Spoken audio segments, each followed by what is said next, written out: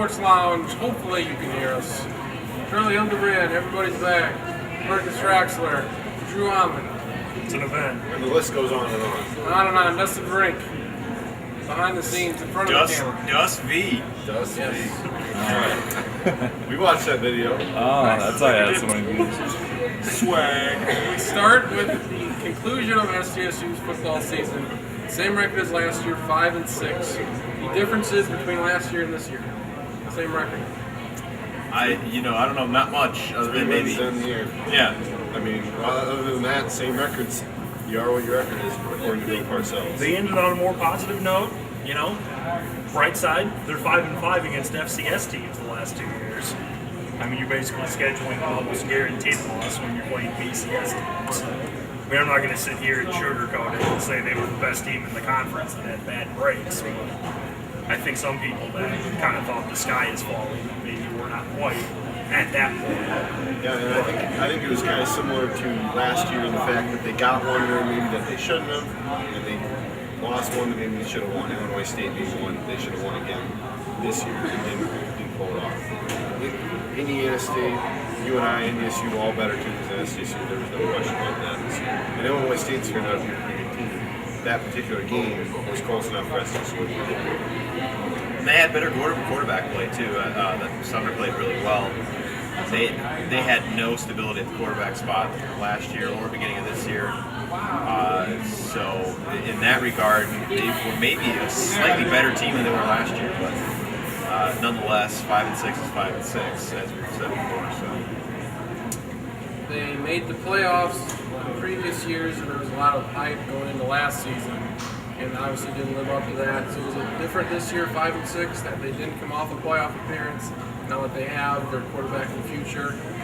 I think it's a little bit. I think it is different because obviously last season, people were thinking that they were going to be back in the playoffs to have a really good record. Where this season that just got over with, before people were thinking it would be more on the middle of the pack, and then obviously once the season gets closer to starting, everyone starts saying, oh well, they're going to win this game and this game, they're going to look really good. And I think the best way to look is 2 or 3 months before the season starts, before the hype train start rolling, and it seemed like at that point in time in June or so, a lot of people were saying they would be 4th, 5th or so in the Missouri Valley. Yeah, and those 4th, 5th, 6th teams I think were really close in that poll when they came out at the beginning of the year, and SDSU was kind of riding a little bit of wave as far as expectations, but they weren't. They were number 9 in the country or whatever they were 2 years ago, and this isn't. Regardless, they failed to meet expectations both years, so I'm not sure it really matters. But this is a team that now looking at next year, they're going to have even bigger holes to fill. So I think a lot stacks up against this team, despite finishing the first game. Well, they have issues though too. Missouri Valley is a tough football conference, and if you are one-dimensional on offense, and if you have a weak secondary, you're going to get exposed. That's exactly what happened in a lot of those games. And so, looking ahead, I'm not sure if you can say South Dakota State's on the up and up right now. I don't really know that. We'll see if people step up next season, but it has a different feel, I think, this offseason than in previous years. But they got the quarterback. They'll bring back Aaron Rolland, who had a terrific year. Moss is a big loss. We'll see if they can still put off points and make any stops, because defensively they weren't able to do that much. I think it's going to be different because at the beginning of this year, the big thing was SDSU's all in. They're all committed to winning. Well, I think next year they can be as committed as they want. They aren't going to have the talent that other teams have, especially on defense, where they are going to have some people playing new positions mostly for the first time. Some guys have gotten some experience, but I think that's where you can be as committed as you want. There's a point where talent takes over, and I think the Jacks learned that a little bit this year. Yeah, I think their passing game, good chance that'll be on the up and up for the next couple of years, assuming they can get some more. They don't even need elite receivers. I think if they have competent, decent receivers. I mean, other than that, though, I mean, I don't know. It's tough to project right now. You don't know who's going to get dramatically better, who's just going to kind of stay the same. But I mean, that as of right now, I would say there's a good chance they'll probably finish the same record next year. Yep. I think it's an easy fix to fill a hole at receiver. You put in Tyrell Poole. He was your best receiver 2 years ago. You switch him over. You have Zenner.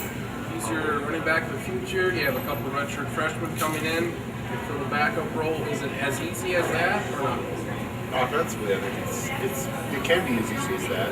Now, Do we expect that to happen? Do we expect Poole to go back to receiver? I don't know. Part of me thinks that if you put him back at receiver, as a coaching staff, you admit a little egg on your face with making the mistake in the first place. If that's something you want to get into, I don't know. I think it's pie. It's a pie on the face. Either way. Cream pie. Jackrabbit ice cream. Yeah, cookies and cream ice cream. Yes. I think I think it's you admit a mistake if you move it back. And I don't, is that something that a team that's had a lot of mistakes already this year wants to just end there? If they're truly turning it to a new page, then yeah, go ahead and move it back. Zenner will be fine, although he struggled getting things going on his own and with Poole. So yeah, I think that can be a fix. To me, it's the defense where the big issue would be at, but the opposite. Yeah, I mean, offensively, you can do all sorts of things, with motion and formation and scheme to mask up a lot of things. Defensively, I mean, unless you only have one spot that's kind of a weakness, you can maybe kind of cover it up. But other than that, I mean, defense is about athleticism, talent, tackling ability, and things like that. It's not just about scheme, so it's much tougher to mask efficiencies than. Looking at the rest of the conference, South State, they lost for the first time all year. Northern Iowa, they're going to make the playoffs. They may get one other team in, but how do we see the Missouri Valley doing in the playoffs? Well, I think UNI, the team that got knocked out right away last year, the Lehigh, is going to be motivated to finish a little bit better, considering that they had a home game last year and kind of blew it.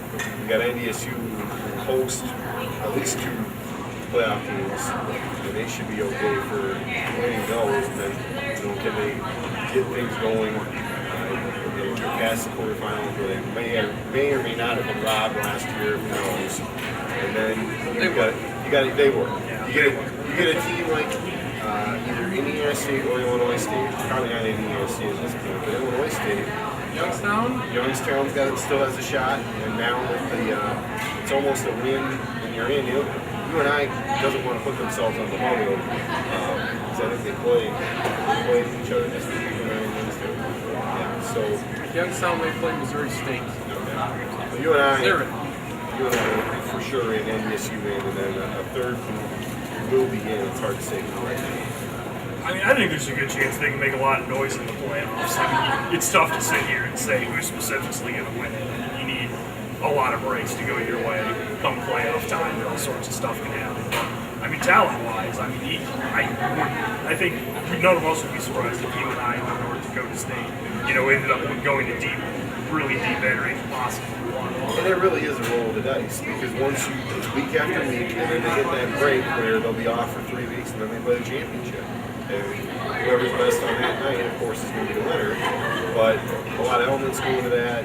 Neutral site, for that. It's really, I'm not going to put any guesses out there, but I did say that NDSU would lose 1 game in the regular season and then go in. So Look at there. Look at you. that's my call. True. We got a true right there. There you go. I consider Northern Iowa to be one of the more overrated teams when it comes to the playoffs. Like they're always in the top 10, but never go deep into the playoffs. Ever. They've never won A lot of smoke, but no big time fire. game. Yeah. Drew, any thoughts here? I think Terrell Rennie, again, I think he's one of the top 10, 15 players in the nation, so I think Northern Iowa still has a good chance. You can't look at their previous playoff, failures or shortcomings. I think you have to look at them this year. I still think they're a really good team. So you lost to Iowa State on a 1-point game. It could have went either way. And so you lost to North Dakota State on the road, who was undefeated and was the number one team in the country.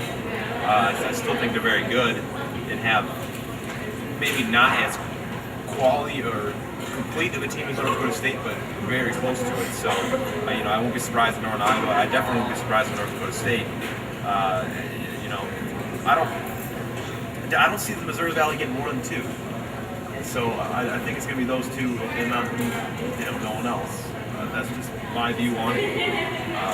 The Missouri Valley, it's good. They had 2 really good teams, and then a couple of on the fringe playoff teams. I think if those fringe teams don't beat each other up, during the season, then obviously there's a more clear option, that third option. But between Indiana State and Illinois State, nobody's come forward to take their spot. And coming up next here on the Sports Lounge, we will return to True and False.